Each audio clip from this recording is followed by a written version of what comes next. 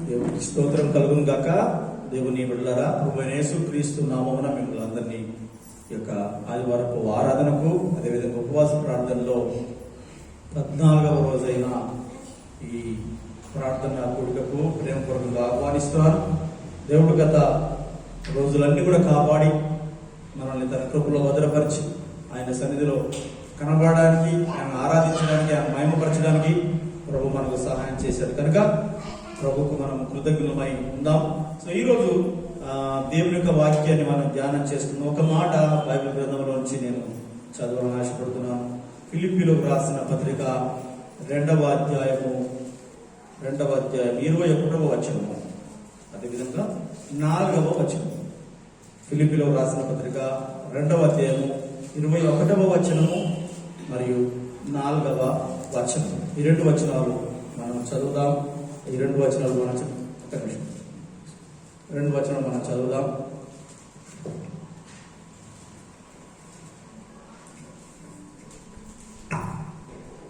చదువు.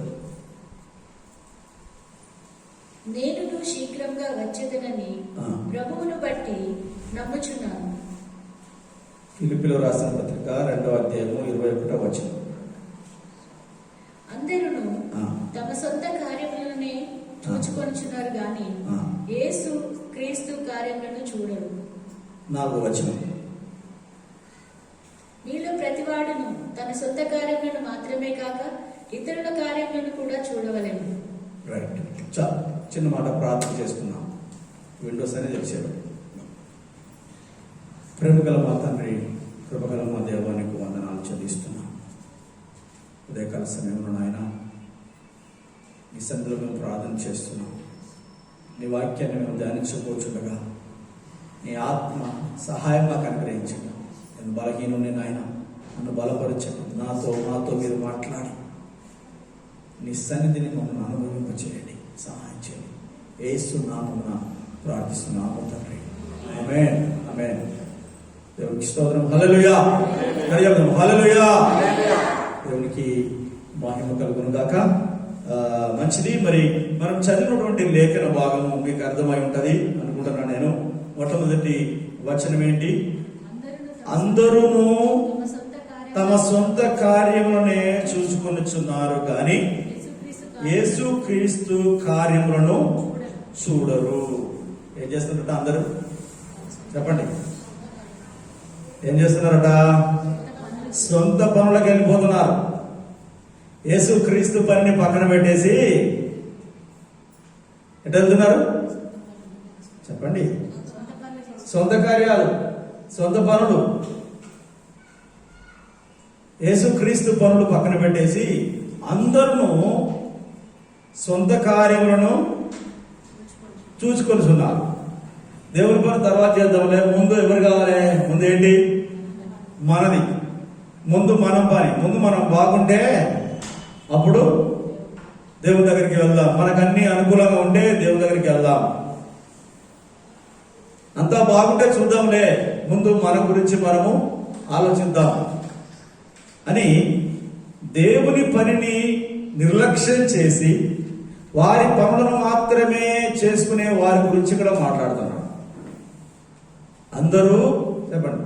అందరూ తమ సొంత పనులనే చూచుకొనుచున్నారు కానీ యేసుక్రీస్తు కార్యములను చూడరు.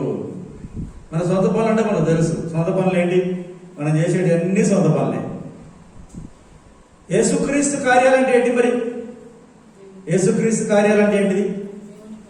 చెప్పండి. యేసుక్రీస్తు కార్యాలంటే ఏంటి? ఏం చేయాలి? యేసుక్రీస్తు కార్యాలంటే ఏంటి? యేసుక్రీస్తు యొక్క పని అంటే ఏంటిది? చెప్పండి. సువార్త చేయడము, తర్వాత ఆయన సన్నిధికి రావడము, ఇంకా ప్రార్థన చేయడము, ఆరాధించడము, పరిచర్య చేయడము. చెప్పండి. ఏంటి? పరిచర్య చేయడం. దైవ సంబంధమైనటువంటి సంఘపరమైనటువంటి కార్యక్రమాలన్నీ కూడా, స్వార్థ సంబంధించినటువంటి కార్యక్రమాలన్నీ కూడా ఏంటివి? యేసుక్రీస్తు యొక్క కార్యములు. సంఘ క్రమాలు, సంఘ కార్యక్రమాలు, సంఘానికి సంబంధించినటువంటి సంఘ అభివృద్ధికి తోడ్పడే కార్యములన్నీ కూడా యేసుక్రీస్తు కార్యముల కిందకి వస్తాయి, యేసుక్రీస్తు పనుల కిందకి వస్తాయి. అయితే చాలా మంది యేసుక్రీస్తు కార్యములను పక్కన పెట్టి, ఇది ఎప్పుడైనా చేయవచ్చులే, ఆదివారం ప్రతి వారం ఆదివారం ఒకటి వస్తుంది కదా, ప్రతి వారం వస్తుంది, ఈ వారం కాకపోతే ఇంకొక వచ్చి వారం ఏడన్నా పోతుందా, గుడి ఏడన్నా పోతుందా, గుడి ఏడన్నా పోతుందా, యేసుప్రభు ఏడన్నా పోతుందా అనేది ఏంటి? సొంత కార్యాలు, ఉపవాస ప్రార్థనలు. ఈ సంవత్సరం అయితే మళ్ళీ పెడతాడు, పాస్టర్ గారికి ఏం పని మళ్ళీ పెడతారు, అప్పుడు పోదాం. కానీ మన పని ఎలా?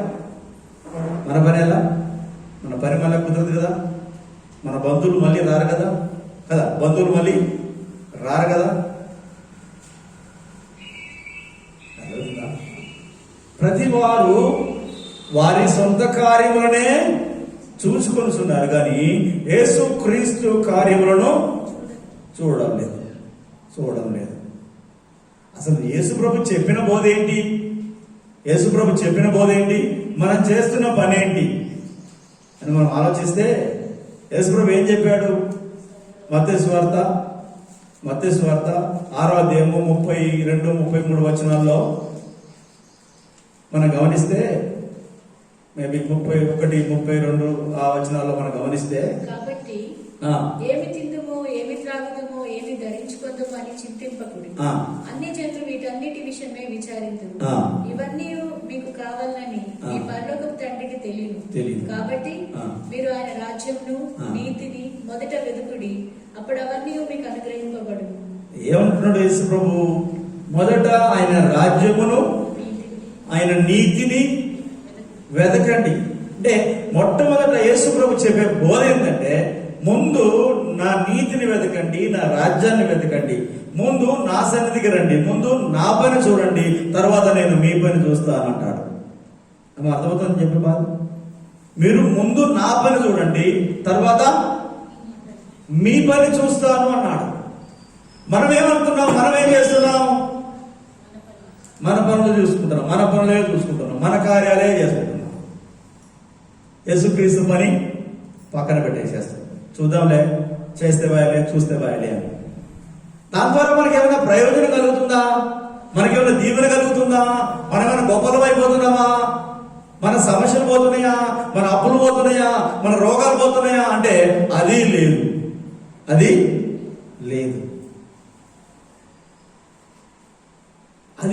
ఇది లేదు. రెండింటికి చెడిపోతున్నాం. మనం ఆత్మీయంగా చెడిపోతున్నాము, భౌతికంగా చెడిపోతున్నాం. ఎందుకంటే దేవుని మాటను మనం అర్థం చేసుకోవట్లేదు. కొంతమంది అర్థం చేసుకున్నా, అర్థమైనా అర్థం కానట్టుగా నటిస్తున్నారు. కొంతమంది పాటించడానికి ఇష్టం లేదు. దేవుని సన్నిధిని వెతకడం ఏంటి, దేవుని సన్నిధికి వెళ్ళడం ఏంటి ముందు మన పనులన్నీ చేసుకున్న తర్వాత తీరుకుంటే తీరిగ్గా దేవుని సన్నిధికి రావాలి అనేది మన వాదన. దేవుడు ముందు దేవుని సన్నిధికి రండి, తర్వాత మీ పనులు చేసుకోండి అని దేవుడు చెప్పే బోధ. కానీ ఆ బోధ మనకి ఎక్కట్లేదు. మన బోధ మనకే. దాని ద్వారా లాభం లేదు. లూకాసు వార్త మనం గమనిస్తే అక్కడ ఒక మంచి ఉదాహరణ మనకు ఉంటది. లూకాసు వార్త మనం గమనిస్తే 5వ అధ్యాయం అనుకుంటా, చూడండి. లూకాసు వార్త 5వ అధ్యాయంలో చక్కటి ఉపమానం ఉంది. శిష్యులు చేపలు పట్టడానికి వెళ్ళారు. 5:11 వారి తోడేలను దరికి చేర్చి సమస్తమును విడిచిపెట్టి ఆయనను వెంబడించి. ఓకే, అంతకంటే ముందు ఏలయనగా వారు 3వ వచనము 5:3. ఆయన ఆ దోణెలలో సీమోనుదైన ఒక దోణె ఎక్కి దరి నుండి కొంచెం త్రోయమని అతన్ని అడిగి కూర్చుండి దోణిలో నుండి జనసమూహములకు బోధించుచుండెను. ఆయన బోధించుట చాలించిన తర్వాత, నీవు దోణిను లోతునకు నడిపించి చేపలు పట్టుటకు మీ వలలు వేయడని సీమోనుతో చెప్పగా, సీమోను, ఏలినవాడా, రాత్రి అంతయు మేము ప్రయాసపడితిమి గాని మాకేమీ దొరకలేదు. అయినను నీ మాట చొప్పున వలలు వేతునని ఆయనతో చెప్పాను. వారు అలాగ చేసి విస్తారమైన చేపలు పట్టిరి. అందుచేత వారి వలలు పిగిలిపోచుండగా వారు వేరొక దోణిలోనున్న తమ పాలివారు వచ్చి తమకు సహాయం చేయవలనని వారికి సంజ్ఞలు చేసిరి. వారు వచ్చి 2 దోణిలు మునిగినట్లు నింపిరి. సీమోను పేతురు అది చూచి యేసు మోకాళ్ళ ఎదుట సాగిలపడి, ప్రభువా, నన్ను విడిచిపోము, నేను పాపాత్ముడనని చెప్పాను. ఈ స్టోరీ మనకు తెలుసు కదా. యేసు ప్రభు బోధిస్తూ అనేక ప్రాంతాలు తిరుగుతున్నప్పుడు చాలా మంది ఆయన వెంబడిస్తున్నారు. ఆ మందిలో, ఆ గుంపులో ఆయన మాట్లాడే మాట, అప్పుడు మనకులాగా అప్పుడు మైకులు లేవుగా, ఆయన మాట్లాడే మాట కొంతమందికి అర్థం కావట్లేదు, అంటే వినబడట్లేదు. ఇంకోటి, అందరూ ఆయన ముట్టాలని, ఎందుకంటే ఆయన ముట్టుకుంటే స్వస్థత అని, ఆయన ముట్టుకుంటే జన్మ ధన్యమైపోద్దని అందరూ ఆయన ముట్టాలని పైన పడుతున్నారు. ఆయన మాట, ఆయన కూడా మనకులాగా మానవుడే కనుక ఆయన మాట వినబడడం లేదు. ఆయన చెప్పాలనుకున్నది చెప్పడానికి వీలైతే లేదు. వినాలని ఆశతో వచ్చిన వారికి వినబడడం లేదు. ఇలాంటి సందర్భంలో ఆయన సముద్ర తీరానికి వచ్చి చూడగానే కొంతమంది ఏం చేస్తున్నారు, చేపలు పట్టట్లేదు. వచ్చేసి బయటకు వచ్చేసి యోహాను సువార్త 21వ అధ్యాయంలో కూడా అదే మాట ఉంటుంది. అక్కడ కూడా శిష్యులు వెళ్ళి చేయడం, అది కూడా ఇదే సందర్భం మనం చూస్తాము. ఓకే, అయితే వాళ్ళు చేపలు పట్టి రాత్రంతా కష్టపడి చేపలు పట్టారా? చేపలు పడాయా? పడలేదు. రాత్రంతా చేపలు పట్టారు కానీ పడలేదు. ఇక వచ్చి గునుక్కుంటా మిడుక్కుంటా బయటకు వచ్చేసి వలలు కడుక్కుంటున్నారు. 21వ అధ్యాయంలో మనం చూస్తే వలలు కడుక్కుంటుంటే యేసు ప్రభు అక్కడికి వచ్చి అందులో సీమోను పేతురుదైన ఒక దోణిని చూసి ఆయన అన్నాడు, పేతురు, కాస్త నీ దోణిను నాకు ఇవ్వు, ఆ దోణిలో ఎక్కి నన్ను కొంచెం లోపలికి తీసుకెళ్ళమని చెప్పాడు. ఏం చేశాడు? నన్ను కాస్త లోపలికి తీసుకెళ్ళు, ఎందుకంటే లోపలికి వెళ్తే, నీళ్ళ లోపలికి వెళ్తే జనాలు నీళ్ళలోకి రారు, వాళ్ళు ఆ ఒడ్డున ఉంటారు. మీరు అలా ఉన్నారో అలాగా ఆ ఒడ్డున ఉంటాడు. ఇక్కడ యేసుప్రభు దోణిలో నుంచి ఆయన చెప్పాలనుకున్నది వారికి చెప్తాడు, వారికి బోధిస్తాడు. అలా పేతురు ఒప్పుకున్నాడు, నీళ్ళలోంచి కొంచెం లోతు తీసుకెళ్ళాడు. యేసుప్రభు తన ప్రసంగం చేశాడు, తన బోధ చేశాడు. అది అయిపోయిన తర్వాత ఏమంటున్నాడు? బోధించి, అది 4వ వచనం, ఆయన బోధించుట చాలించిన తరువాత, ఆ మాట గుర్తుపెట్టుకోండి. అంటే యేసుక్రీస్తు పని అయిన తర్వాత, అవును కదా? ఎవరి పని ముందైంది? యేసుక్రీస్తు పని ముందైంది అని చెప్పాడు. ముందు నాకు నువ్వు సహాయం చేయని చెప్పాడు. నా పని కానీ, నా కార్యము కానీ అని చెప్పిన తర్వాత ఆయన బోధించుట చాలించిన తర్వాత, అంటే ముగించిన తర్వాత, నీవు దోణిను లోతునకు నడిపి, ఇప్పటికీ కొంచెం లోతుకు నడిపించాడు కదా, ఇంకా లోతుకు నడిపించమంటున్నాడు. ఇంకా లోతుకు నడిపించి ఏమంటున్నాడు? చేపలు పట్టుటకు మీ వలను వేయుడని సీమోనుతో చెప్పగా, బాబు, ఇప్పుడు నా పని అయిపోయింది, నేను చేయాలనుకున్నటువంటి పని అయిపోయింది, ఇప్పుడు నీ పని చెప్పండి. అమ్మా, మాకు అందరికి అర్థమైపోతుంది. ఓకే, ఇది పెద్ద మర్మమేం కాదు. నా పని అయిపోయింది, ఇప్పుడు నీ పని చేస్తాను నేను. ఎందుకంటే ఇంతవరకు దాకా నీ సమయాన్ని వెచ్చించావు, ఇంతవరకు దాకా నీ దూరం నాకు ఇచ్చావు, ఇంతవరకు దాకా నాకు సహాయం చేశావు, నా పని చేసావు కనుక నా పని అయిపోయింది, ఇప్పుడు నీ పని. దోణను కొంచెము ముందుకు నడిపించి, ఇంకా కొంచెం లోతుకు పోని, ఇంకా కొంచెం లోతుకు నడిపించు. అప్పుడు అంటున్నాడు సీమోను అంటున్నాడు, ఏలినవాడా, రాత్రంతయు ప్రయాసపడితిమి గాని మాకేమీ దొరకలేదు. చాలు, ఒక్క మాట. ఏమన్నాడు ఈయన? పేతురు అంటుండు, అయ్యా మేము రాత్రంతా, చెప్పండి, రాత్రంతా ప్రయాసపడ్డాము, అయినా మాకేం దొరకలేదు. రాత్రంతా ప్రయాసపడ్డాం, మాకేం దొరకలేదు. ఎలా ప్రయాసపడ్డారు? ముందు వారి పని వారు చేసుకోవడానికి ప్రయాసపడ్డారు. అవునా కదా? చెప్పండి. అంతకుముందు యేసుప్రభు ఏమైనా పని అయినా చేశారా? వాళ్ళు యేసుప్రభుకి ఏమైనా సహాయం చేశారా? పరిచర్యకి ఏమైనా సహాయం చేశారా? సహకరించలేదు. వాళ్ళు బోధించకపోయినా బోధించే యేసుకు సహాయం చేశారు, సహకరించారు. అయ్యా మేము రాత్రంతా కష్టపడ్డాం, కానీ మాకేమీ దొరకలేదు. రాత్రి ఇంకొక దానికి కూడా సాదృశ్యం, పాపానికి సాదృశ్యం కదా. చీకటి అంటే పాపానికి కూడా సాదృశ్యం. ఒక విధంగా చెప్పాలంటే మనం పాపం చేస్తూ ప్రయాసపడుతున్నాం, తప్పు చేసుకుంటా దేవునికి విరోధంగా జీవిస్తుంటా కష్టపడుతున్నాం, కానీ ఏమీ మిగలట్లేదు, దొరకట్లేదు, దొరికినా మిగలట్లేదు. జకర్యా గ్రంథంలో అనుకుంటా మాట, మీరు వేకువన లేచి చాలా రాత్రి అయిన వరకు నిద్రపోయి, అదే 127వ కీర్తనలో ఉంది. అంతేకాకుండా ఇంకొక దగ్గర కూడా ఉంది, మీరు సంపాదించిన సంపాదనంతా చినిగిపోయిన సంచిలో వేసినట్టుగా ఉంది. సంపాదిస్తున్నారు కానీ ఏమైంది, కింద చిల్లుపడింది, హోల్ పడ్డది. అందులో వేసిన కొద్దీ ఏమైపోతున్నాయి, మనం అనుకుంటున్నాం వేస్తున్నాం కదా చివరికి చూద్దాం బాగానే ఉంటాయి కదా, ఇంటికి వెళ్ళినాక చూస్తే ఒక్కొక్కటి ఏమైపోతుంది, రాలిపోతుంది. ఒక రోడ్డు మెడికల్ షాప్ దగ్గర రాలిపోతుంది, ఒక రోడ్డు మందు షాప్ దగ్గర రాలిపోతుంది. అర్థమైందా? ఏది ఈ దీని దగ్గర రాలిపోతుంది, ఇంకో రోడ్డు కిరాణా షాప్ దగ్గర రాలిపోతుంది. రాలిపోయి మనం తెలియకుండా రాలిపోతుంది. ఇంటికి వచ్చేసరికి మళ్ళీ ఏమి లేదు, ఒకటో రెండో మిగులుతున్నాయి. మనం వేసినప్పుడేమో వేస్తూనే ఉన్నాం కానీ కింద చూస్తలేము. చెప్పండి, వేస్తున్నాం పైనుంచి కానీ కింద చూడట్లేదు. శిష్యులు రాత్రంతా ప్రయాసపడ్డారు కానీ ప్రభు పని చేయకుండానే వారు ప్రయాసపడ్డారు. సొంతంగా ముందు నా పని కావాలి,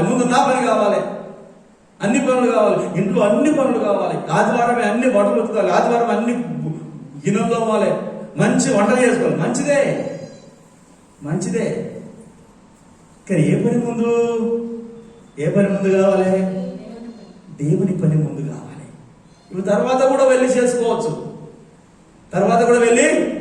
లేదు ఇప్పుడే చేసుకోవాలి, నా పని ముందు. దాని ద్వారా ఏం జరుగుతుంది, నువ్వు పాపం చేస్తున్నావు. మనకు తెలియకుండానే మనము నిర్లక్ష్యం చేస్తున్నాం దేవుని సన్నిధిని. పేదలు అంటున్నాడు, అయ్యా రాత్రంతా మేము ప్రయాసపడ్డగానే మాకేమీ దొరకలేదయ్యా, అయినను నీ మాట ప్రకారము వలలు వేస్తుంది. ఇప్పుడు మళ్ళీ సెకండ్ టైం ఇది. ఫస్ట్ టైం అయిపోయింది కదా, ఫస్ట్ టైం యేసు ప్రభు వచ్చి పని చేయకుండానే ముందు వాళ్ళ పని చేసుకున్నారు, ఏమీ దొరకలేదు. ఫస్ట్ టైం వారు పాపములో ఉండి దేవునికి విరోధంగా దేవునికి వ్యతిరేకంగా ఉండి ప్రయాసపడ్డారు, ఏమీ ప్రయోజనం లేదు. ఇప్పుడు సెకండ్ టైం మళ్ళీ యేసు ప్రభు మాట ప్రకారం వేస్తున్నారు.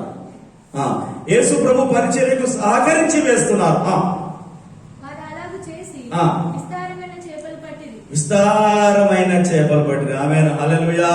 చెప్పండి అమ్మా, చెప్పండి, ఎలా చేపలు పట్టారు, ఎక్కడ పట్టారు?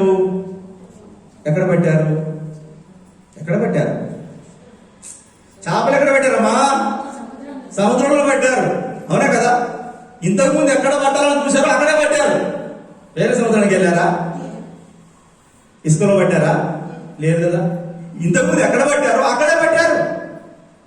కొంచెం లోతుకి వెళ్ళిపోమని చెప్పాడు యేసు ప్రభు, అంతే. మరీ దరికి కాబట్టి కొంచెం లోపలికి వెళ్ళిపోయినాడు. అక్కడే పట్టారు. పడవ మార్చారా? మార్చలేదు.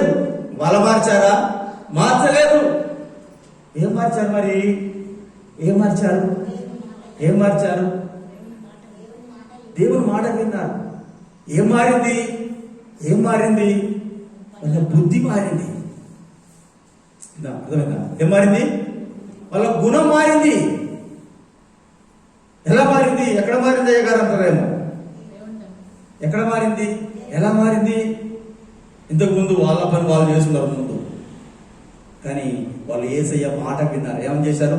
దోణెను వారికి ఆయనకి ఇచ్చారు. కొంతసేపు దోణెను, ఇంతకు ముందు నా పని అయిపోయినాకనే మిగతాది ఎవరి పని అయినా అనుకుంటాం. ఇక్కడ ముందు యేసు ప్రభు పని కానీ అని అయ్యేదాకా ఓపికబట్టి తర్వాత మళ్ళీ వాళ్ళ పని యేసు ప్రభు మాట ప్రకారం చేసుకున్నారు కనుక వారి మనసు మార్చుకున్నారు, వారి విధానం మార్చుకున్నారు, వారి పద్ధతి మార్చుకున్నారు కనుక ఇప్పుడు అదే స్థలంలో అదే దోణె, అదే కాపర్లు, అదే వల, అదే సముద్రము, అదే నీళ్లు, అక్కడున్న చేపలే విస్తారంగా పడ్డాయి. చెప్పండి, విస్తారమైన చేపలు పడ్డాయి. దేవునికి స్తోత్రం. హల్లెలూయా, హల్లెలూయా. దేవుని బిడ్డారా, మనం అందరం ఏం చేస్తున్నాం మరి? మనకు చేపలు ఎందుకు పడట్లేదు? ఆ ఉన్న చేపలు కూడా, ఆ అరకొరగా పడ్డ చేపలు కూడా ఏమైపోతున్నాయి? మళ్ళీ వెళ్ళిపోతున్నాయి, రాలిపోతున్నాయి కిందికెళ్ళి. సంచికి హోల్ పడ్డది. కారణం ఏంటంటే మనం యేసు క్రీస్తుని యొక్క కార్యములను చూడడం లేదు, అసలు చేయడం లేదు. అసలు ముందు మనం చేయాల్సింది యేసుక్రీస్తు కార్యాలు, ముందు మనం చేయాల్సింది ప్రభు కార్యాలు. ప్రభు పరిచర్యకు మనం సహకరించిన తర్వాత అప్పుడు దేవుడు మనల్ని దీవిస్తాడు. పేతురును అక్కడ వారందరినీ దీవించాడు. వారు దీవించిన తర్వాత వాళ్ళు ఏం చేస్తారు? మొదట యేసు కార్యాలు చూశారు, తర్వాత ఏం చేశారు వాళ్ళు? తర్వాత పక్కనున్న వాళ్ళని పిలిచారు. పక్కనున్న వాళ్ళు పిలిచి, అంటే యేసు మాట వింటే రెండు విషయాలు గుర్తుపెట్టుకోవాలి. యేసు ప్రభు మాట ప్రకారం మనం చేస్తే కేవలము మనకు మాత్రమే సరిపోదు. అంటే అక్కడ ఏంటంట, వలలు పిగిలిపోయే అన్ని చేపలు పడ్డాయి. అలా లాగడానికి వీళ్ళ వల్ల కావట్లేదు. వాళ్ళు ఏం చేస్తున్నారు? వేరే వాళ్ళను, వాళ్ళ బంధువులను, వాళ్ళ స్నేహితులను పిలిచారు. అయ్యా రండి రండి రండి రండి, మీరు కూడా మాకు సహాయం చేయండి, మీరు మేము ఇద్దరం పంచుకుందాం. ఆమేన్, హల్లెలూయా. మీరు మేము ఇద్దరం పంచుకుందాం. దేవుని ఆశీర్వాదాలు ఎలా వచ్చినాయి? వారికి శక్తికి మించిన ఆశీర్వాదాలు అక్కడ. దావీదంటాడు, నా గిన్నె నిండి పొర్లుచున్నది. కొంతమందికి అసలు గిన్నెనే నిండట్లేదు, గిన్నెల తడే లేదు కొంతమందికి. కారణం ఏంటి? కారణం ఏంటి? దేవుని కార్యాలు. దావీదు ఎందుకంటే నా గిన్నె నిండి పొర్లుతుందని దేవుని సన్నిధికి ప్రాధాన్యత ఇచ్చాడు. దేవుని మందిరం నిర్మించడానికి ప్రాధాన్యత ఇచ్చాడు. తన ఇంటి కంటే కూడా ముందు ఏం కావాలనుకున్నాడు? ఇల్లు ముందు కట్టారు సార్ వాళ్ళు. కడితే ఏమంటే తెలుసా? నా దేవుని మందసము, మందిరము, గుడారంలో ఉంటే నేను ఈ భవనంలో పడుకోవాలా? లేదు లేదు లేదు లేదు. నా దేవునికి మందిరం కట్టిన తర్వాతనే, నా దేవుని సన్నిధి ఆ మందిరంలో మందసము పెట్టిన తర్వాతనే నువ్వు ఈ భవంతులో, ఈ బంగ్లాలో పడుకుంటానని నేను తీర్మానం చేసుకున్నాడు. ఆమేన్, హల్లెలూయా. అందుకే దావీదును దేవుడు ఆశీర్వదించాడు. మనం ఏం చేస్తున్నాం? మన ఇల్లే కట్టుకుంటున్నాం. హగ్గై అంటున్నాడు, హగ్గైలో అంటున్నాడు. చూడండి, హగ్గై గ్రంథంలో మనం చూస్తే ఎన్నో వచనం? 1వ అధ్యాయము 5వ వచనం. కాబట్టి సైన్యములకు అధిపతి యెహోవా సెలవిచ్చినదేమనగా, మీ ప్రవర్తనను గూర్చి ఆలోచించుకొనుడి. మీరు విస్తారంగా విత్తినను మీకు కొంచెమే పండెను. మీరు భోజనం చేయుచున్నను, ఆకలి తీరకలేదు. దాహం తీరక ఉన్నది, బట్టలు కప్పుకొనుచున్నను, చలి ఆగకున్నది. పనివారు కష్టం చేసి జీతం సంపాదించుకొనినను, జీతము చిరిగిపోయిన సంచిలో. ఎక్కడ పడుతుందమ్మా? ఎక్కడ పడుతుందట? పని చేస్తున్నాం మనం. దేవుని పక్కన పెట్టి పని చేస్తున్నాం, అన్ని పక్కన పెట్టి పని చేస్తున్నాం, కష్టపడుతున్నాం. వస్తుంది, కానీ చినిగిపోయిన సంచిలో వేసినట్టుగా అవుతుంది.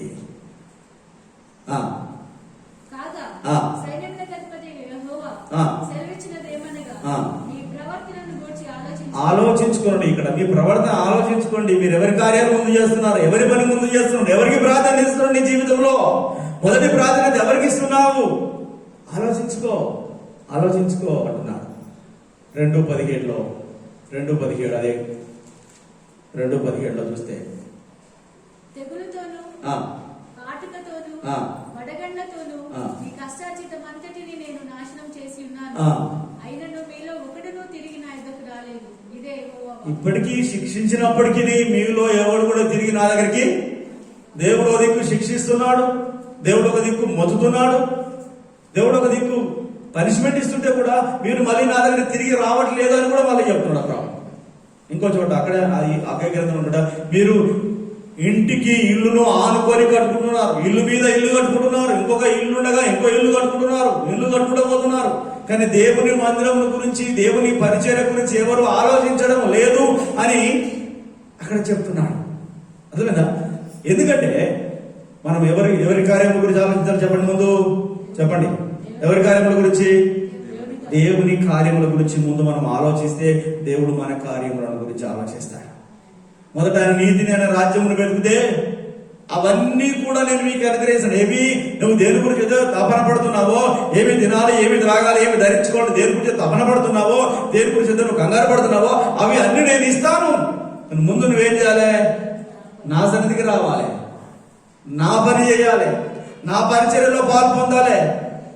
మనం అవన్నీ పక్కన పెట్టేసి నాది నాది నాది నాకు అనుకుంటూ వెళ్ళిపోతున్నాం. దేవుణ్ణి పక్కన పెట్టి ఎందుకంటున్నాడు, మీరు పండిస్తున్నారు, కష్టపడుతున్నారు, కానీ మీకేం కావట్లేదు, అది నిలవట్లేదు. ఏం చేయాలి చెప్పండి?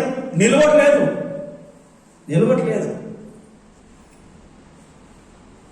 అమ్మో, మీరు ఎంతమంది పరిశుద్ధులు ఉన్నారు అంటే ఎంతమంది చేతులు ఎవడతారు? పరిశుద్ధులు ఎంతమంది అంటే ఎవరైనా చేతులు ఎవడతారా? లేవటారు. ఓకే. దొంగలు ఎంతమంది అంటే లేవడతారా? అది కూడా లేవటారు. మేము దొంగలం ఏంటి అంటారు. పరిశుద్ధులు అంటే నిలబడ్డారు, దొంగలు అంటే లేవటారు. కానీ మనం అందరము పరిశుద్ధులమే దేవుని వాక్య ప్రకారం. కొందరు దొంగలం కూడా ఉన్నాం ఇందులో. ఎలా అండి? ముందు పరిశుద్ధులం ఎలాగని చూపిస్తాను. పేతురు రాసిన మొదటి పత్రిక 2వ అధ్యాయం 9వ వచనం. పేతురు రాసిన మొదటి పత్రిక 2వ అధ్యాయం 9వ వచనంలో మనం అందరము ఎవరమో తెలుసా? పరిశుద్ధ జనము. ఆమేన్, హల్లెలూయా. చీకటిలో నుండి ఆశ్చర్యకరమైన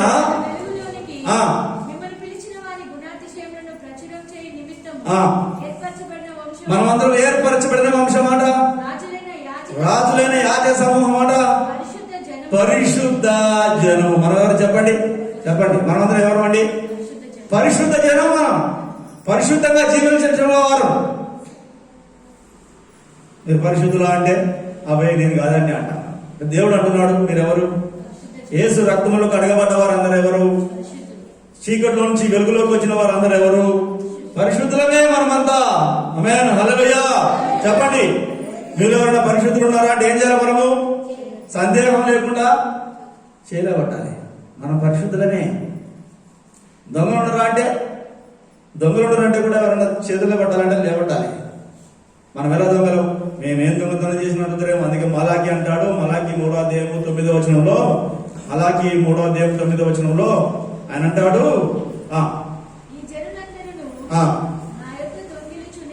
నా యొద్ద దొంగిలుచునే ఉన్నారు. నా యొద్ద ఏం చేస్తున్నట్టు వీళ్ళందరూ? జనులందరూ దొంగతనం చేసుకుంటూనే వస్తున్నట్ట. ఎవరి దగ్గర దొంగతనం? ఎవరి దగ్గర చేస్తున్నారు? దేవుని దగ్గర దొంగతనం చేస్తున్నారు. అప్పుడు మీరు అంటారు, ఆ దొంగతనం చేయడం ద్వారా ఏమొస్తుంది? ఒక రోజు 2 రోజులు. ఇప్పుడు దొంగలు ఉన్నారు కదా, దొంగతనం చేస్తారు. ఒక రోజు కొత్త దొంగలు ఉన్నారు. చెడ్డీ గ్యాంగ్ అని ఉంది ఒకటి. చెడ్డీ గ్యాంగ్ అంటే వాళ్ళు చెడ్డీలు వేసుకుని నూనె రాసుకుని మొత్తం నూనె రాసుకుని అలా పట్టుకున్నా జారిపోయినట్టుగా వాళ్ళు భయంకరంగా చెడ్డీ గ్యాంగ్ అంటే వాళ్ళు గడగడ పనికిపోతున్నారు. ఓకే, చెడ్డీ గ్యాంగులు దొంగలు ఉన్నారు. సో కొంత మామూలు దొంగలు ఉన్నారు, గొలుసు దొంగలు ఉన్నారు కదా, గొలుసు దొంగలు ఉన్నారు, ఇంట్లో దొంగలు ఉన్నారు, చిన్న దొంగలు ఉన్నారు. కొంతమంది గజ దొంగలు ఉన్నారు. గజ దొంగలు అంటే పెద్ద మినిస్టర్. ఇప్పుడు ముఖ్యమంత్రి ఇంట్లోనే దొంగతనం చేసినట్టు ఎవడన్నా అన్నాడు, అమ్మో వీడు మామూలుడు కదరా, ముఖ్యమంత్రి ఇంట్లో దొంగతనం చేసి. ఎందుకు? అంత సెక్యూరిటీ ఉంటుంది, అన్ని సీసీ కెమెరాలు ఉంటాయి, అంతమంది ఉంటారు, అంత కాపలా ఉంటది. కానీ వీడు పోయి అక్కడే దొంగతనం చేసినట్టు వీడికి మించిన దొంగ లేడు. కానీ వాళ్ళకంటే మించిన దొంగలు మనకున్నారు చర్చిలో. వాళ్ళకంటే గజ దొంగలకు మించిన దొంగలు ఎక్కడ దొంగతనం చేస్తున్నారు? దేవుని దగ్గర దొంగతనం చేసిన వాళ్ళు గొప్పనా, మిగతా దొంగతనం చేసిన వాళ్ళు గొప్పనా? చెప్పండి. దేవుని దగ్గర దొంగతనం చేసిన వాళ్ళే గొప్పలు. వాళ్ళే పెద్ద దొంగలు అందరికంటే. గజ దొంగల కంటే కూడా మేము ఎలా దొంగలం అంటే ఏమంటారట? చదవండి అక్కడ. మేము ఎలా దొంగలం అంటే,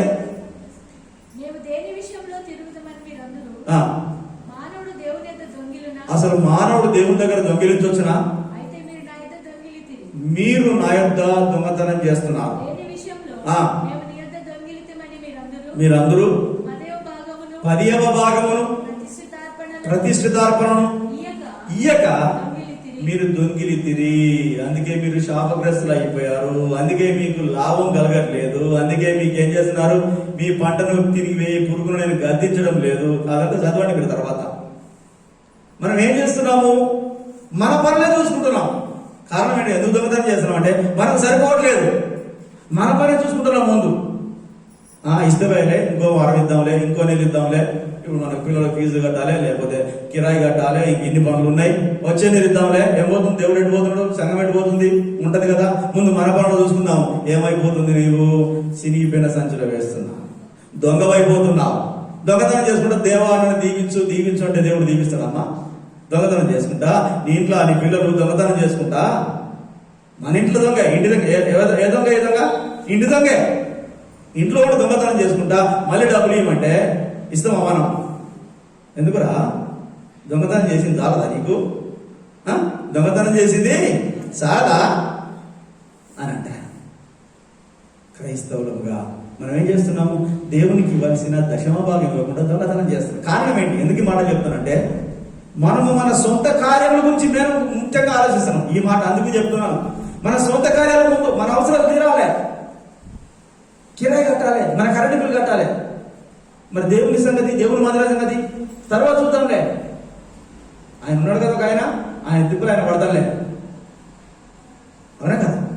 ఆయన తిప్పులు ఆయన పడతాలే. ముందు మన సంగతి మనం చూసుకుందాం. దేవుడు అంటున్నాడు, యేసు క్రీస్తు కార్యములను, ఆయన పరిచర్య కార్యములను ముందు చేసిన తర్వాత ఏం చేస్తున్నాడా?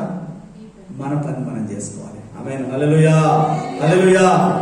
పేతురు అంటున్నాడు, అయ్యా మేము ఇంతవరకు దాకా ఇక్కడే చేపలు పట్టాము, కానీ నీ మాట ప్రకారము చేస్తున్నాం. అవును, తేడా వచ్చింది. ఇప్పుడు నా పని ముందు చేసావు కనుక నేను నీ పని చేస్తున్నాను. చేపలు పట్టు విస్తారంగా పట్టాయి.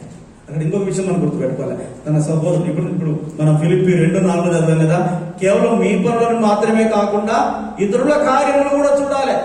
పేతురు ఏం చేశాడు? వేరే వాళ్ళకు కూడా పిలిచి వాళ్ళకు సహాయం చేశాడు. వాళ్ళు ఈయనకు సహాయం చేశారు, ఈయన వాళ్ళకు సహాయం చేశాడు.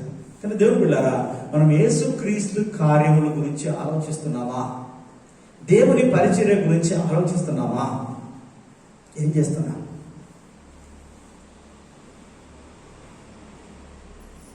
రికార్డ్ అవుతుంది, అయినప్పటికీ నేను ఒక మాట చెప్తాను. ఉపవాస ప్రార్థనలో ప్రారంభించింది నా దగ్గర డబ్బులుండి కాదు, నేను ఆరోగ్యంగా ఉండి కూడా. ఆ మాట మీకు ముందే చెప్పాను. నేను ఆరోగ్యంగా ఉండి ఉపవాసం ఉండట్లేదు. అందరిలో ఒక పూట తిని ఉండట్లేదు. నేను 3 పూటలా మానేసి ఇప్పటికి 14 రోజుల నుంచి దేవుని పరిచర్య, సంఘము దీవించబడాలి అని ఉపవాసం ఉంటున్నాను.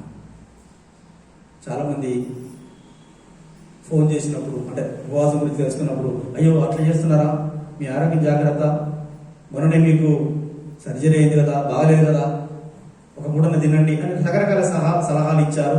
వారికి వందనాలు చెప్పాను. కానీ ఒక తీర్మానం చేసుకున్నాను, ప్రభువా సంఘం కొరకు, సంఘ బిడ్డల కొరకు నేను ఈ తీర్మానం చేసుకున్నాను చెప్పి, నాకు దేవుడు ఆరోగ్యం ఇచ్చినంత వరకు ఉంటానని చెప్పి తీర్మానం చేసుకున్నాను. అది మొట్టమొదటి. ఆరోగ్యం సహకరించకపోయినా. రెండవది, ఆర్థికంగా సహకారము, నా దగ్గర డబ్బులు లేకపోయినా, హాస్పిటల్ ఖర్చు అయింది మీకు తెలుసు, తర్వాత పిల్లల ఫీజు కట్టాల్సి వచ్చింది, పాశ్రమకు ఇన్కమ్ ట్యాక్స్ ఇవ్వాలి కనుక ఫీజులో టైం ఉన్నప్పటికీ అప్పటికప్పుడు కట్టాల్సి వచ్చింది ఒక 50,000. అది అరేంజ్మెంట్ చేశాం. చేతిలో డబ్బులు లేవు వాస్తవానికి. కానీ ఉపవాస ప్రార్థనలు పెట్టాలని తీర్మానం చేసుకున్నాం. దేవుని సేవకులను బయట నుంచి ప్రతిరోజు నేను చెప్పలేను కనుక దేవుని సేవకులు కావాలి, వారిని సన్మానించి పంపాలి అని చెప్పి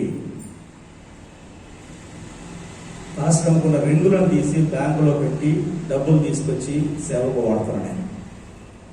అర్థమవుతుందా? ఆమె చెవులో ఉన్న రింగులను తీసి బ్యాంకులో పెట్టి డబ్బులు తీసుకొచ్చి ఈ ఉపవాస ప్రాంతంలో ఖర్చు పెట్టడానికి వాడుతున్నాను నేను. ఎందుకు తెలుసా? కొంతమంది అయినా దీవించబడతారని, కొంతమంది అయినా ఆశీర్వదించబడతారని. నేను మొదట్లోనే చెప్పాను, డబ్బులు నేను ఉపవాస ప్రార్థనలు పెట్టట్లేదు, ఆరోగ్యంగా ఉండి పెట్టట్లేదు. ఇవన్నిటినీ త్యాగం చేసి నా ఆరోగ్యాన్ని, అవసరమైతే ప్రాణాన్ని పణంగా పెట్టి డబ్బును ఖర్చు పెట్టి ప్రార్థనలు పెడుతున్నాను. రండి, మీరు దీవించబడండి, మీరు ఆశీర్వదించబడండి, వీలైతే సహకరించండి, పరిచర్యలో సహకరించండి అని చెప్పుకుంటూ వస్తున్నాను. రాష్ట్రంకు అప్పుడప్పుడు నా దగ్గర డబ్బులు ఉన్నప్పుడు కొంత బంగారం కొంటాను. కారణం ఏంటంటే ఆమె అంటే ఇష్టం కనుక బంగారం కొంటాను. ఇంకొకటి, నాకు కూడా బంగారం అంటే ఇష్టం కనుక బంగారం కొంటాను. ఎందుకంటే బంగారం ఏంటంటే నేను పెట్టుకోవడానికి చెవులకు మెడలో పెట్టుకోవడానికి కాదు, అప్పుడప్పుడు ఎక్కడ బ్యాంకులో పెట్టుకోవడానికి. ఆశ్రమం మీద ఉన్న ప్రేమ నిజమే, బంగారం మీద ఉన్న ప్రేమ కూడా నిజమే. అప్పుడప్పుడు ఆశ్రమం చాలా తక్కువ పెట్టుకుంటే వదిలేస్తాను. వేరే దగ్గర పెడితే ముందే చెడ్డి గ్యాంగ్ ఉంది కదా, దొంగలు వస్తారు, దొంగలు పడతారు ఇక్కడ అని, బ్యాంకులో పెడితే సేఫ్ ఉంటుందని బ్యాంకులో పెడుతుంటారు బంగారం. ఇప్పటికీ అట్లా అప్పుడప్పుడు పెట్టుకుంటా తీసుకుంటూ వస్తున్నాను. ఎవరిని అడగను నేను, ఏదైనా అవసరం ఉంటే పెట్టేస్తా, తీసుకొని వాడు. పరిచర్య కొరకు ప్రత్యేకంగా ఈసారి పెట్టి మరీ తీసుకొచ్చాను. కారణం ఏంటంటే దేవుని పని జరగాలి. ఆమేన్, హల్లెలూయా. దేవుడు నాకు ఇస్తాడు, మళ్ళీ దేవుడు నాకు ఇస్తాడు, అందులో డౌట్ లేదు. అలా త్యాగపూరితంగా చేస్తున్నప్పుడు సంఘము కొంతైనా రెస్పాండ్ అయ్యి స్పందించి, మిమ్మల్ని అప్పు చేసి ఇవ్వట్లేను, దొంగతనం చేసి ఇవ్వట్లేను, మీరు దేవుని దగ్గర దొంగతనం చేయకుండా ఉంటే చాలు. ఏమంటున్నా చెప్పండి? దేవుని దగ్గర దొంగతనం చేయకుండా మీరు దేవునికి ఇవ్వాల్సింది, కనీసం ఇవ్వాల్సిన దశభాగం ఇవ్వండి అని కూడా చెప్పుకుంటొచ్చాను. దాని ద్వారా ఏంటంటే మీకు లాభం, మీ మీద ఉన్న శాపం తొలగిపోద్ది, మీకు వచ్చే కీడు తొలగిపోతుంది, నష్టము తొలగిపోద్ది, రోగాలు తొలగిపోతాయి అని చెప్పుకుంటూ వచ్చాను. కొంతమందికి వ్యక్తిగతంగా కుటుంబం కానీ చెప్పాను, కొంతమందికి సంఘంలో చెప్పాను, ఒక 2-3 వారాలు దీని గురించి ఇవ్వడం గురించి చెప్పాను. అంతకుముందు తెలుసా, పోయిన సంవత్సరంలో చెప్పాను. చాలా తక్కువ మంది, తక్కువ వేల మీద లెక్క పెట్టవచ్చు, తక్కువ మంది అలా నమ్మకంగా ఉన్నారు, దొంగతనం చేయకుండా. ఏమండి, ఆశీర్వదించమంటే ఎలా ఆశీర్వదిస్తాడు దేవుడు? దేవుని పని చేయకుండా, దేవుని పరిచయకుండా సహకరించకుండా, ప్రభువా నన్ను దీవించు, ప్రభువా నన్ను బాగు చేయి. నువ్వు దేవునికి ఇవ్వకుండా ఏం చేస్తున్నావు? చినిగిపోయిన సంచులు వేస్తున్నావు. అనవసరమైన ఖర్చులు ఎందుకు అవుతున్నాయి? చినిగిపోయిన సంచులు వేస్తున్నావు. దేవుని బిడ్డలారా, ప్రతి ఒక్కడు ఏం చేయాలట? యేసుక్రీస్తు కార్యాల ముందు చూడాలి. చాలా మంది ఏం చేస్తున్నారు? యేసుక్రీస్తు కార్యములను మీరు చూడడం లేదు, సొంత కార్యాలే చూసుకుంటున్నారు, సొంత పనులే. దాని ద్వారా మీరేమైనా బాగుపడుతున్నారా? మనమేమైనా బాగుపడుతున్నామా అంటే అది లేదు. రెండింటికి చెడుతున్నాం, మనం రెండింటికి చెడిపోతున్నాం. కనుక ఇప్పటికైనా బుద్ధి తెచ్చుకొని ఈ వాక్యం వింటున్నటువంటి వారు ఎవరైనా ఇప్పటికైనా తెలివి తెచ్చుకొని ఏం చేయాలి? దేవుని కార్యాల గురించి ఆలోచించాలి, దేవుని పరిచర్య గురించి ఆలోచించండి, దేవుని పని గురించి ఆలోచించండి. జయమ పొద్దున్నే వచ్చింది, అయ్యా చర్చ ప్రతి సండే అడుగుతుంది, ఆమె ఫోన్ చేసి అడుగుతుంది, అయ్యా చర్చ కూర్చారా అయ్యా అంట. వేరే నాగమణి సిస్టరు రమాదేవి వస్తారు, వాళ్ళు చేస్తారు, కానీ ఒక్కొక్కసారి రాకపోతే ఏంటి అని ఆమె ప్రతి ఆదివారం అయ్యా చర్చ ఊడ్చారా అయ్యా, ఊడ్చారంటే మానేస్తుంది. ఊడకపోతే నేను వస్తున్నానయ్యా అని వచ్చి ఊడ్చేసి వెళ్ళిపోతుంది. ఏం చేయాలి? దేవుని మందిరం గురించి ఆలోచించే జ్ఞానము మనకున్నదా? ఎప్పుడన్నా మనం అడిగామా? ఎప్పుడన్నా చూసామా ఎలా ఉంది చర్చి? మనకు ఆ పట్టింపు లేదు. దేవుడు ఎలా ఆశీర్వదించడం మనల్ని? యేసుక్రీస్తు కార్యముల గురించి మీరు ఆలోచించడం లేదు, మన కార్యాలే. అలా చేస్తే నువ్వు ఎన్ని రాత్రులు కష్టపడ్డా, ఎంత ప్రయాసపడ్డా నీకు మిగిలేది శూన్యం. అమ్మా అవునా? రాత్రి అంతా పేదలు ఉండడం, మేము రాత్రి అంతా కష్టపడ్డామయ్యా, అయినా మాకేమీ దొరకలేదు. అయినా నీ మాట ప్రకారం ఇప్పుడు వేస్తున్నాం, నీ పని చేసాము, ఇప్పుడు నువ్వు మా పని చేస్తున్నావు, మేము వేస్తామంటే విస్తారమైన చేపలు పడ్డాయి. దేవుని విస్తారమైన దీవెనలు, ఆశీర్వాదాలు నీ పైన, నీ కుటుంబం పైన ఉండాలంటే దేవుని కార్యాల గురించి ఆలోచించు, దేవుని మందిరం గురించి ఆలోచించు, దేవుని పరిచయం గురించి ఆలోచించు. దొంగతనం చేయడం మానేసేయి. దేవుని దగ్గరికి రాకుండా దొంగతనం, అది కూడా తప్పించుకోవడం మానేసేయి. దేవుని పరిచయం గురించి ఆలోచించు. ఇంకొకటి కూడా, ఇతరుల గురించి కూడా ఆలోచించాలి. చెప్పండి, ఇతరుల గురించి కూడా ఆలోచించాలి. కొంతమంది స్వార్థపరు. మనకు తెలుసు సమరయ, మంచి సమరయుడు. లూకాసు వార్త 10వ అధ్యాయంలో మనం చూస్తే మంచి సమరయుడు అనే ఒక స్టోరీ ఉంది కదా. మంచి సమరయుడు, అక్కడ ఒక వ్యక్తి, ఒక యవనస్తుడు ఏం చేశాడు? యెరూషలేము నుంచి యెరికోకు వెళ్తుంటే మధ్యలో దొంగల చేత కొట్టబడ్డప్పుడు అతడు గాయాలతో అక్కడ పడి ఉంటే ఒక లేవీయుడు వచ్చాడు, చూసుకుంటే ఏం చేశాడు? వెళ్ళిపోయాడు. ఒక యాజకుడు వచ్చాడు, చూసుకుంటా నాగం పెట్టిందిలే, వారిని సాగుపడేస్తాలే అని చూసుకుంటా వెళ్ళిపోయాడు. కానీ ఒక సమరయుడు వచ్చాడు, తక్కువ జాతి, నిమ్న జాతి కులస్తుడు వచ్చాడు. వచ్చి ఆ గాయాలతో ఉన్న వారిని చూసి తీసుకొని నూనె రాసి తీసుకొని పోయి ఒక పూటకున్న వారి దగ్గర, అంటే ఒక క్లినిక్ లాగా అక్కడ హాస్పిటల్లో జాయిన్ చేసి అతని దగ్గర 2 నాణాలు తీసి ఇచ్చి, మళ్ళీ నేను ఇంకన్నా ఖర్చు అయితే నేను మళ్ళీ తీసుకొచ్చి ఇస్తాను, ఇతన్ని బాగు చేయండి అని చెప్పేసి వెళ్ళిపోయాడు. ఇతని బంధువు కాదు, ఇతని స్నేహితుడు కాదు, అతని కులం కాదు, మతం కాదు, కానీ అతనికి సహాయం చేశాడు. దేవుని బిడ్డలారా, మనం మన గురించి మాత్రమే ఆలోచించుకోకుండా దేవుని కార్యముల గురించి కూడా చెప్పండి. దేవుని కార్యముల గురించిను ఇతరుల కార్యముల గురించి మనం ఆలోచించాలని దేవుని వాక్యం ఉంది. అప్పుడు దేవుడు మనకు సహాయం చేస్తాడు. మనమే ఇవి రెండు వదిలేసి గాలికి వదిలేసేసి మనకు మనమే చూసుకుంటే మనకు ప్రయోజనం ఉండదు. దేవుని వాక్యంలో ఏముంది? మొట్టమొదట మనము దేవుని ప్రేమించాలి. పూర్ణ మనసుతో పూర్ణ హృదయంతో ఏం చేయాలట? దేవుడైన యెహోవాను ప్రేమించాలి.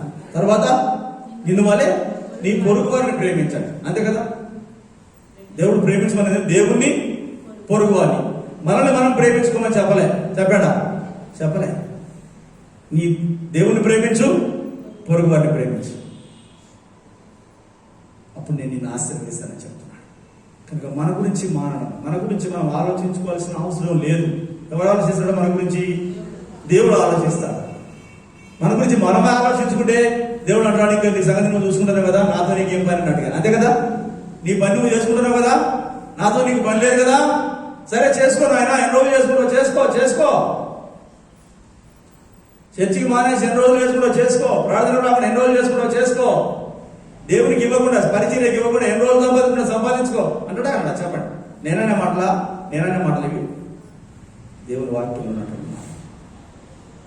ఎందుకు జరగట్లేదు? మనకు ఆశీర్వాదం జరగట్లేదు. ఎందుకు మనం జీవించబడట్లేదు? ఎందుకు విడుదల కలగట్లేదు అంటే మనం పరీక్షించుకోవాలి. మనం యేసు క్రీస్తు కార్యముల గురించి ఆలోచించడం ప్రారంభిస్తే దేవుడు మన జీవితాలలో, మన కుటుంబాలలో కార్యం చేయడం ప్రారంభిస్తాడు. దేవుని దగ్గర దొంగతనం మానేస్తే దేవుడు మనల్ని ఆశీర్వదించడం ప్రారంభిస్తాడు. నీకు నెలకు 10,000 రావచ్చు, ఒక 1,000 రూపాయలు దేవునికి ఇచ్చేసి. నెలకు 5,000 రావచ్చు, ఒక 500 దేవునికి ఇచ్చేసి. శాపం తొలగిపోతుంది. అమ్మో 1,000 రూపాయలు అనుకుంటున్నాం, కానీ ఆ 9,000 ఏమైపోతున్నాయి? 9,000 సంచులో వేసొచ్చి నీ మీద సంచులో వేసి పడిపోతున్నాయి. నాకు 10,000 ఉంది కదా అని మనం అనుకుంటున్నాం, 10,000 అనుకుంటున్నాం, కానీ 10,000 ఏమైపోతుంది? కింద పడిపోతుంది. అదే ఒక 1,000 దేవునికి ఇచ్చి 9,000 అనుభవిస్తాను. 9,000 నేను అనుభవించడానికి దేవుడు అనుమతిస్తాను. మనం ఏమంటాం? ఎంత ఖర్చైనా మంచిదే, మొత్తం అయినా మంచిదే, దేవునికి మాత్రం ఇయ్యను అన్నట్టుగా పట్టుబట్టి దేవునికి ఇవ్వకుండా ఎవరంటే అక్కడ ఏమో నేను చెప్పట్లేదు, శాపగ్రస్తులు అయ్యారు అంటున్నా. కానీ దేవుడు బిడ్డలారా, దేవుని యేసు క్రీస్తు కార్యముల ముందు చెప్పండి. యేసు క్రీస్తు చాలా విషయాలు ఉన్నాయి, కానీ నేను అవన్నీ చెప్పట్లేదు. యేసు క్రీస్తు కార్యాల గురించి మనం ఏం చేయాలి? ఆలోచించాలి. సువార్త పరిచర్య విషయంలో ఆది సంఘము ఆది క్రైస్తవులు ఏం చేశారు తెలుసా? యేసు ప్రభు నమ్ముకున్న తర్వాత ఏం చేశారు తెలుసా? వాళ్ళు ఆది సంఘం ఏం చేశారు? 4వ అధ్యాయము అపొస్తలుల కార్యం 4వ అధ్యాయము 32 నుండి చదివితే, అపొస్తలుల కార్యం 4వ అధ్యాయం 32 నుండి విశ్వసించిన వారందరూ ఏక హృదయములు ఏకాత్మయు గలవారై ఉండి ఎవడును తనకు కలిగిన వాటిలో ఏదియు తనది కాదని అనుకొనలేదు. వారికి కలిగినదంతయు సమిష్టిగా ఉండెను.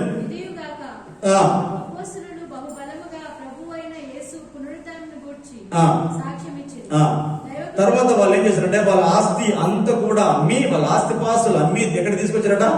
అపోస్తలుల పాదాల దగ్గరికి తీసుకొచ్చి పెట్టారు. అవునా?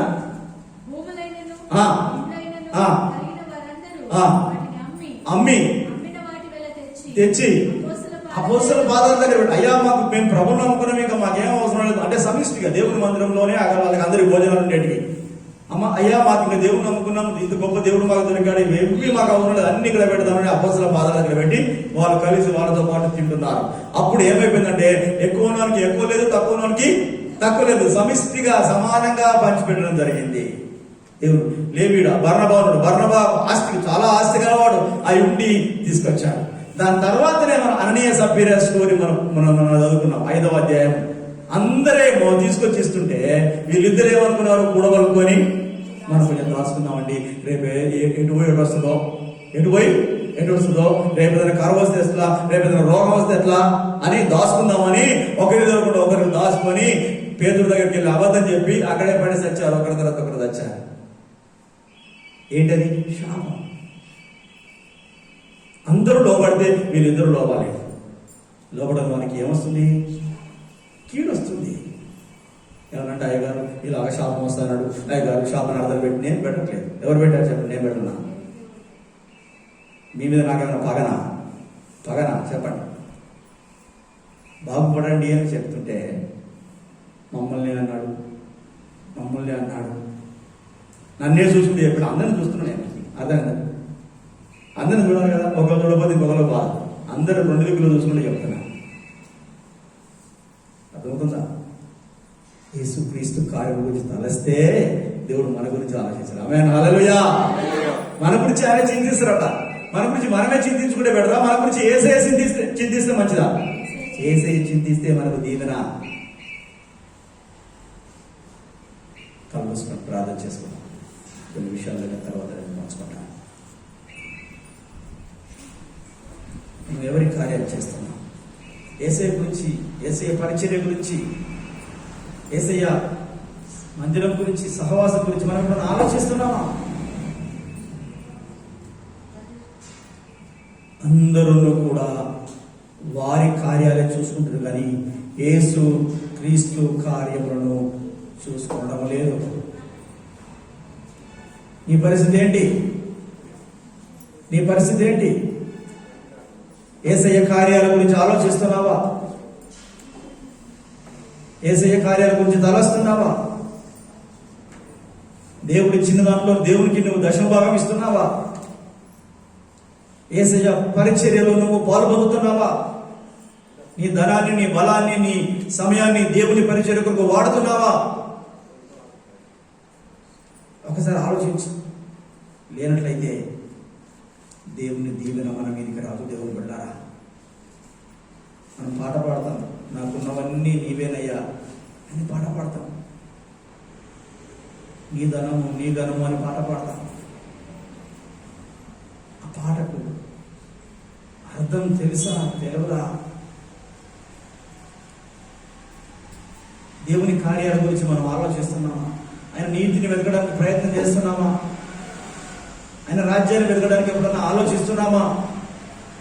మన కుటుంబము, మన కడుపు, మన పిల్లలు మనమేనా? స్వార్థానికి స్థానము లేదు. ఆత్మ బలము ప్రేమలో స్వార్థం లేదు. ఎదుటి వారి గురించి ఆలోచించేదే యేసుక్రీస్తు ప్రేమ. క్రీస్తుని గురించి ఆలోచించేదే యేసుక్రీస్తు ప్రేమ. మన గురించి మనం ఆలోచించుకోవాల్సిన అవసరం లేదు. దేవుడే మన గురించి ఆలోచిస్తాడు. దేవుడే మనకు భాగమై ఉన్నాడు. దేవుడే మనకు సహాయం చేసేవాడు. దేవుడే మన అవసరం తీరుస్తాడు. దేవుడు బిడ్డలారా, కనుక యేసుక్రీస్తు కార్యముల గురించి ఆలోచించండి. ఈ రోజు నుంచి అయినా ఈ వాక్యం వింటున్న వారికి గమనిక. ఈ రోజు నుంచి అయినా ప్రభు కార్యముల గురించి, ప్రభు పరిచర్య గురించి, ప్రభు మందిరం గురించి ఆలోచించండి. అవసరాల గురించి ఆలోచించండి. అప్పుడు మీ అవసరాలు తీర్చబడతాయి. దేవుని దగ్గర దొంగతనం చేయడం మానేసేయండి. దేవుడు మిమ్మల్ని ఆశీర్వదిస్తాడు. మీ మీద ఉన్న శాపాన్ని తీసివేస్తాడు. మీలో ఉన్నటువంటి ఆ కొరతను తొలగిస్తాడు. రోగమును ఆపుతాడు. విడుదలిస్తాడు.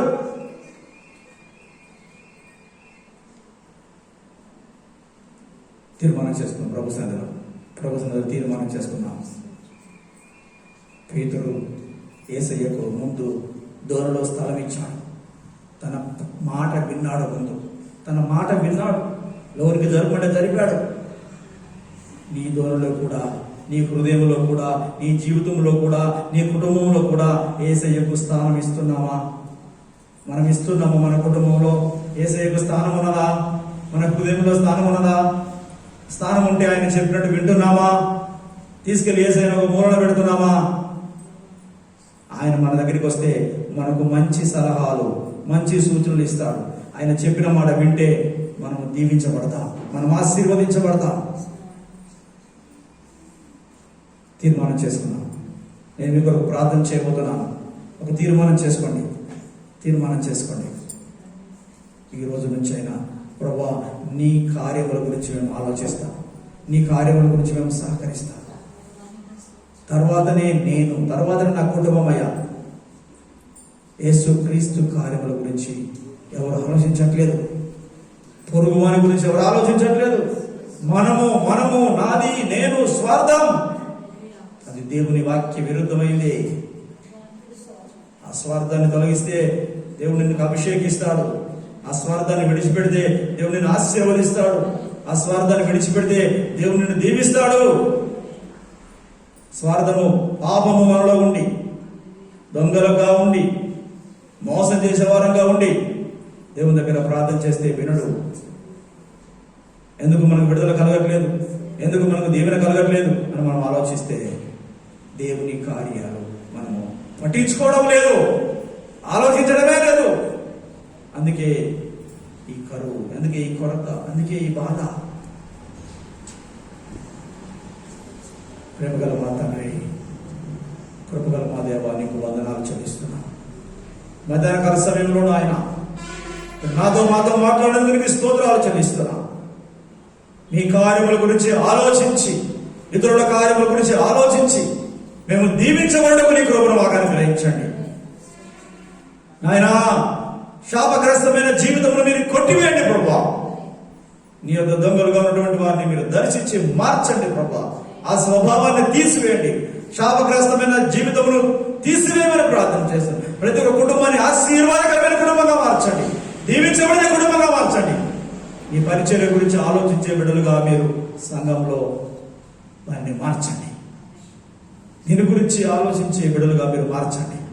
మా గురించి ఆలోచించాల్సిన అవసరం లేదు ప్రభా, ఎందుకంటే మీరే మా అవసరాలు తీర్చే దేవుడు. మీరే మా కొరకు చింతిస్తున్నారయ్యా. చింత యావత్తు మీ మీద మోపి ఈ పరిచర్య గురించి ఆలోచించి, మీ మందిరం గురించి, మీ సన్నిధి గురించి ఆలోచించి నీ మందిరానికి, నీ సన్నిధికి రావడానికి సహాయం చేయండి, జీవించండి. వాక్యం ఉంటున్న ప్రతి ఒక్కరిని మీరు దర్శించి సహాయం చేయండి, కృప చూపమని యేసు క్రీస్తు నామమున ప్రార్థించి అడిగి వేడుకుంటున్నాము తండ్రి. ఆమేన్.